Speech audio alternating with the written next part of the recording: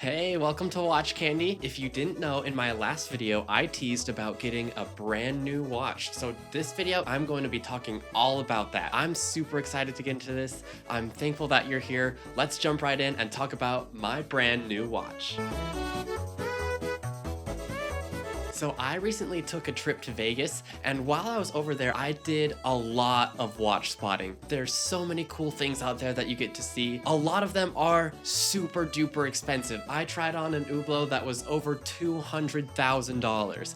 But that doesn't mean there aren't watches for people who have regular sized budgets. While I was over there, I didn't have anything particular in mind that I was shopping for. I just wanted to get something different and special. And lo and behold, the watch that caught my eye was none other than this watch, the Hamilton Ventura S Automatic. You may be wondering now, one of my previous videos, I said something along the lines of not really liking most Hamiltons. In fact, the only Hamilton that I have had before this one was from 2005. I know this definitely goes against what I said in that video, but hear me out, hear me out. I still stand by what I said in that video, which is that most of Hamilton's watches are just okay. They're great quality watches, but a lot of the designs are either really like understated and more field watches, which is definitely not my own aesthetic. Like the Khaki Field collection, it's great, and it's definitely the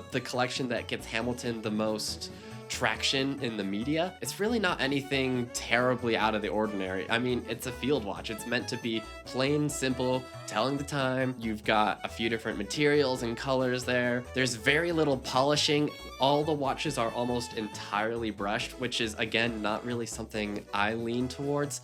I like sparkly and shiny things with lots of color. Although the Hamilton catalog is quite diverse. I looked at it this morning. Some of them are over the top in a way that feels a little outdated. To tie all of this together, I finally found a modern Hamilton that fits everything I've been looking for and complements the other one that I already have.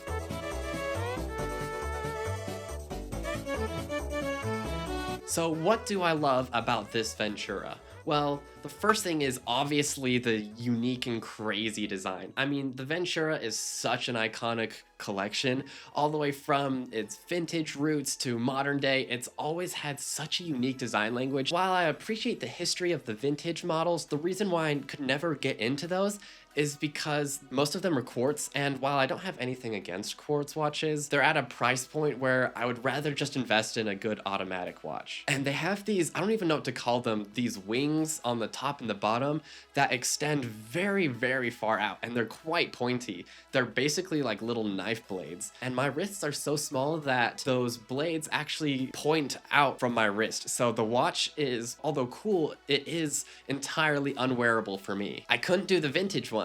So when I turned to the modern one, I got hit with, again, another size issue. While the modern ones don't have the long wings on the top and the bottom, they are just humongous. And I'm definitely not against wearing an oversized watch, but I just couldn't shake the whole like 2010s feeling, and I wanted something a little bit more modern and more current to this time period. Big watches are definitely fun. Small watches are the ones that never really fall fully out of style the way big watches do. So if I'm going to invest a significant amount of money, at least for me, into a watch, I have to invest it in something that will stand the test of time. So that means the watch proportions have to be something that I could wear forever.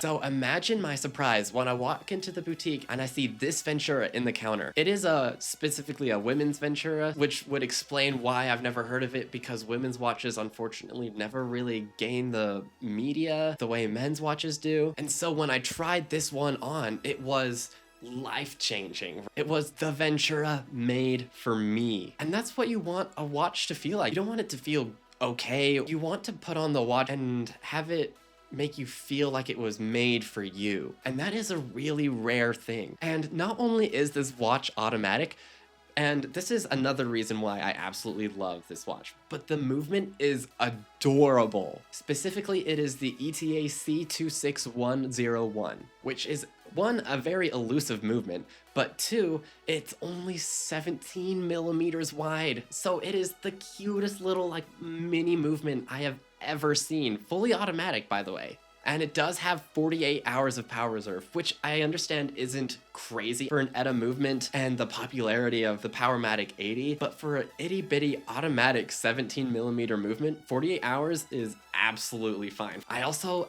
adore the movement holder. It's engraved very, very small over and over again, Hamilton Ventura. I'm sure it's a polarizing design choice. I think it's really cool. They could have just left it blank. They could have put a closed case back on there, but no, they actually made a very uniquely shaped crystal for that case back and a really unique movement holder, all engraved, just so we can enjoy this tiny, tiny little movement.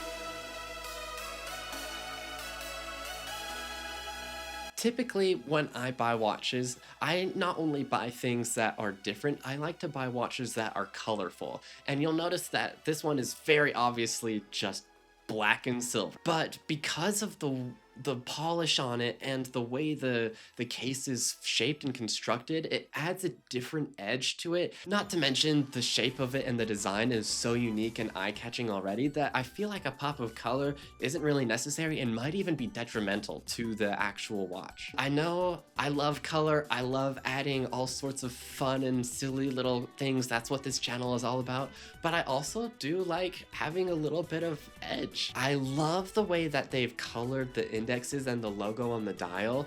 It's kind of hit and miss. Sometimes you can see it, sometimes it completely disappears, rendering the watch almost entirely illegible, which is definitely a nitpick I have.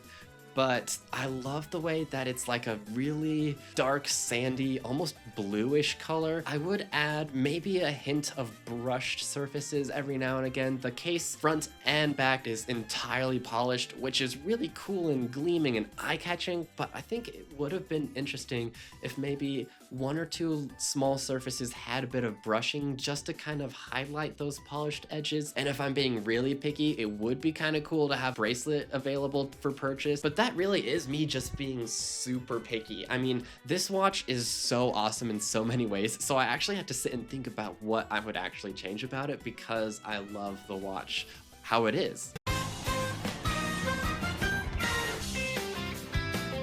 But anyway, thank you for listening in. Thank you for celebrating this new purchase with me. I'm super excited about this. It's been so cool looking at my wrist and seeing a Ventura there. I had a lot of fun in Vegas. If you haven't seen that video, definitely check it out. I'll link it in the description. Also, if you haven't seen my video talking about my other Hamilton, definitely take a look at that. If you think this watch is something different, just wait till you see my other Hamilton. Join Watch Candy. I'm really happy to have your viewership. That way you can stay updated for my next videos. That's all from me. I'll see you next time.